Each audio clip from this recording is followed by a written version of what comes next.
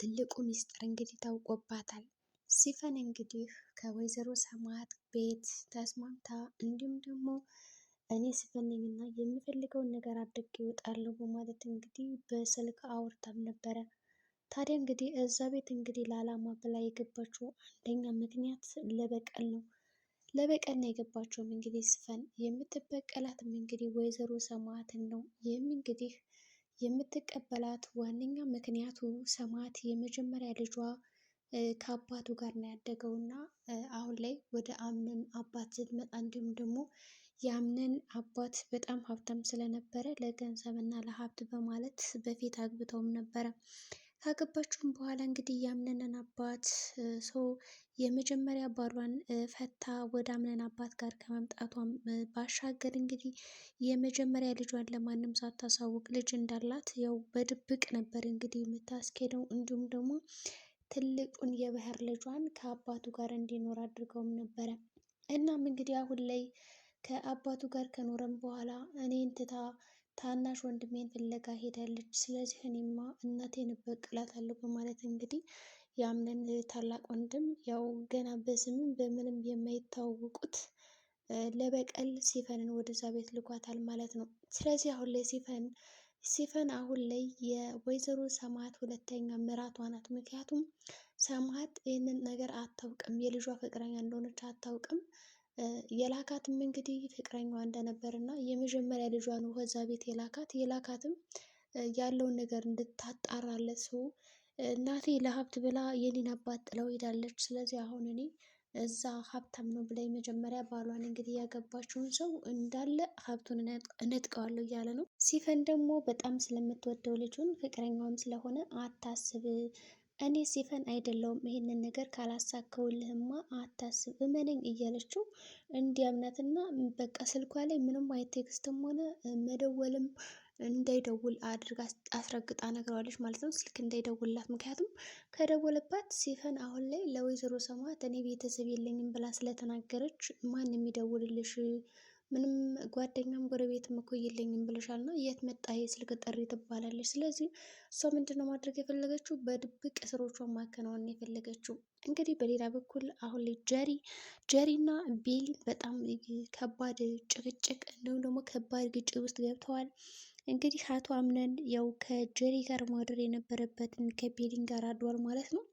ከቤሊን ጋር እንግዲህ ያደረው ጥሩ የፍቅር ጊዜ ለማሳለፍ ነበረ። በዛ የፍቅር ጊዜያቸው መካከል እንግዲህ ብዙ ነገሮችን አውርተዋል። ስለ ወደፊት ህልማቸው፣ ወደፊት የሚሰሯቸው ስራዎች እያንዳንዱና አሁን ላይ በእናቱ ግፊት ጀሪን እንደመረጠ እንዲሁም ደግሞ በቃ ሳያስባት ቤሊንን እንዳፈቀራት ይነግራታል ማለት ነው። ቤሊንም እንግዲህ መጀመሪያም ስትወደው ስለነበረ እልህ ውስጥ ተጋብታ አሁን ላይ እሱ ፍቅሩን ሲገልጽላት ምንም በቃ የምትመልስለት ሁላ ጠፍቷል ማለት ነው። እየተርበተበተች በጣም ስስቅ ነበረ። ከዛ ቤሊንም እንግዲህ ምንድን ነው በቃ እኔ እኮ እወድሻለሁ አፈቅርሻለሁ እያልኩሽ ነው ለምንድን ነው የማትመልሽልኝ ሲላት እንግዲህ አቶ አምነን ቤሊን ደግሞ አይ እኔ በቃ ምን ላድርግ እንዴት ነው አንተ እኮ አሁን ባለትዳር ነክ ብትለዋለች ማለት ነው። አውቃ ምንድን ነው ያደረገችው ከሀሳቡ ለማስቀየስ ባለትዳር ነክ ነው ያለችው።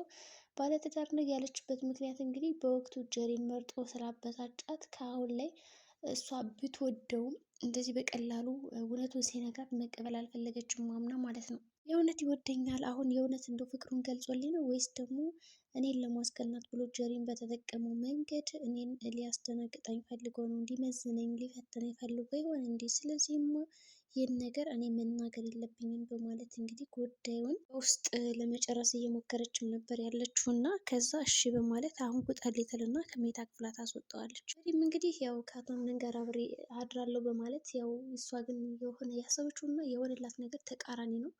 እንግዲህ ሜርሲ የወንድሟን ልጅ ለማጣበስ ብዙ ነገሮችን አድርጋለች። ሜርሲ ግን የወንድሟን ልጅ እንድታገባ እንዲሁም ደግሞ ከስሩ እንድትሆን የምትፈልገው ነገር ለራሷ ጥቅም ስትል ነው።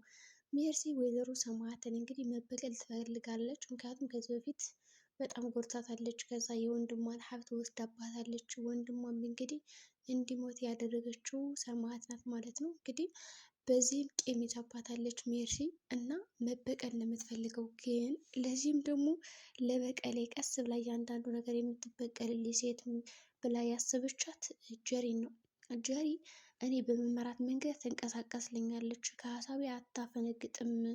የእሷ ደካማ ጎኗ ይሄ አምነን ስለሆነ ያምነን፣ እኔ ደግሞ ጠንካራም ሆነ ጥሩ ጎኑን አውቀዋለሁ። ስለዚህ ለሱ መጥፎም ጎኑና ጥሩ ጎኑን እየነገርኩ በሱ ፍቅር ስምጥ ብላ ይህንን አድርግልኝ፣ እንደዚህ ብታደርግለት እኮ አምነን ይወድሻል እያልኩ እንግዲህ እያባበልኩኝ የምፈልገውን ነገር አስደርጋታለሁ ብላ ነው የምታስበው እንግዲህ ሜርሲ።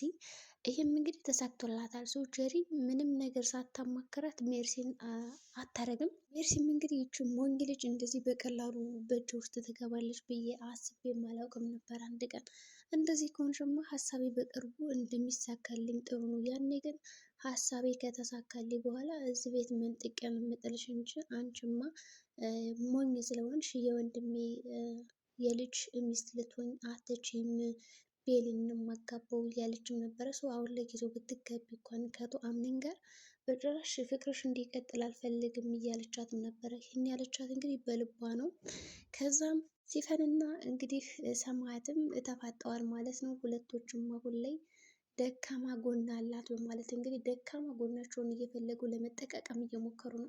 በሌላ በኩል እንግዲህ ዛህራና ቤሊን የሆነ የጀመሩት ነገር አለ። ሰው ቤሊን አሁን ላይ እናቷ የት እንዳለች አታውቅም። በነገራችን ላይ ማለት ነው ወይዘሮ ዛህራ እዛ ቤት እንግዲህ ለብዙ ጊዜ የቤት ሰራተኝነት ሆና አገልግላ ስትሰራ የኖረች ሰው ናት። በዚህም መካከል እንግዲህ ምናልባት ይች ዛህራ ቤሊንን ያለ ምክንያት አይደለም የምታቀርባት የምትወዳት፣ እንደገና ደግሞ ልክ እንደ ልጇ የምታያት። እናም ደግሞ አምነንን ከልጅነቱ እስከ እውቀቱ ስለምታውቀው ስለሱ ጥሩ ነገር እየነገረቻት እንድትወደውና እንድታፈቅረው እያደረገቻት ነው። ታዲያ እንግዲህ ዛህራ ለምንድን ነው እዛ ቤት ይህን ያክል ጊዜ በቤት ሰራተኝነት የኖረችው? ለምን ወጥታ የራሷን ትዳር የራሷን ህይወት መመስረት አልቻለችም? በእርግጥ ከዚህ በፊት ዛህራ የራሴ ትዳር ነበረ ብላ እንግዲህ ስታማክራትም ነበረ። እንደገና ቤሊንም እናቷን አታውቅም። ሰው እናቷ እንግዲህ ዛህራ ልትሆን ትችላለች ማለት ነው። ዛህራ ያው ሳታውቅ ልጇን እንግዲህ ጠፍታብኛለች ብላ ነበር የምታስበው። ነገር ግን እንደ አጋጣሚ ሆኖ አንድ የሚያደርጋቸው ነገር መጣና ከአምነን ጋር ተገናኙ። በዚህም እንግዲህ ልጇን ታያታለች ፊት ለፊት። እናትና ልጅ ፊት ለፊት ናቸው፣ ግን ደግሞ አይተዋወቁም። የሚያሳዝነው ነገር አምነን ይህንን ነገር ማጣራት አለብኝ በማለት እንግዲህ የዛህራ ፎቶ እያነጻጸረ ነበር። ምክንያቱም ባለፈው ቤሊን ይዛ ስታለቅስ የነበረውን ፎቶ እና የዛህራን የልጅነት ፎቶን እያመሳሰለ ነበር። ይቺ ዛህራ አይደለችም እንዴ በማለት እንግዲህ እያጠረ ነው ጉዳዩን። ጀሪም በሌላ በኩል እንግዲህ ስራ በዝቶብህ ከሆነ ቢሮ ላግዝ እያለችውም ነበረ። ቤሪ ግን እንደዛ ያለችው በጣም እሱን ለማማለል ስለፈለገች እና አሁን ላይ ቤሊንን አፈቅርሻለሁ ብሎ ስለነገራት በመካከላቸው ግጭት መፍጠር ስለፈለገች ነው እንደዛ ያለችው። አምነን ግን አይ አልፈልግም፣ ማንም ሴት እንድታግዘኝ አልፈልግም በማለት ቆይተዋታል ማለት ነው። ይህን ጊዜ ጀሪ በጣም እሳት ነው የለበሰችው። እንዴት ቢንቀኝ ነው በቃ እሰራለታለሁ፣ እንደውም እዛ ቢሮ ከሄድኩማ ስራውን እንዳለ ነው ብልሽሽት ማድረገው እያለችም ነበር። አምነንም እንግዲህ ጠረጴዛ ላይ ማን ቤት ነው ያደርገው ሲባል በአጭሩ እንግዲህ እኔ ከቤሊን ጋር ነው ያደርጉት በማለት እንግዲህ ተናግሯል። እንዴት በማለት እንግዲህ ሲነግራት በቃ እኔ ጀሪን አልወዳትም መወዳት ቤሊን ነው በማለት ለእናቱ ሲነግራት እናቱ በጣም ተቆጣችው ማለት ነው። ጭራሽ አንድ ላይ እንድትሆኑ አልፈልግም በማለት ነው እንግዲህ ቁጣዋን ያበሰረችው። ሰላም ጤና ይስጥልኝ ቻናል ቤተሰቦች፣ ለዚህ ቻናል አዲስ ከሆኑ ሰብስክራይብ ያድርጉ። በቀጣይ ቪዲዮ እስከምንገናኝ መልካም ጊዜ ይሆንላችሁ።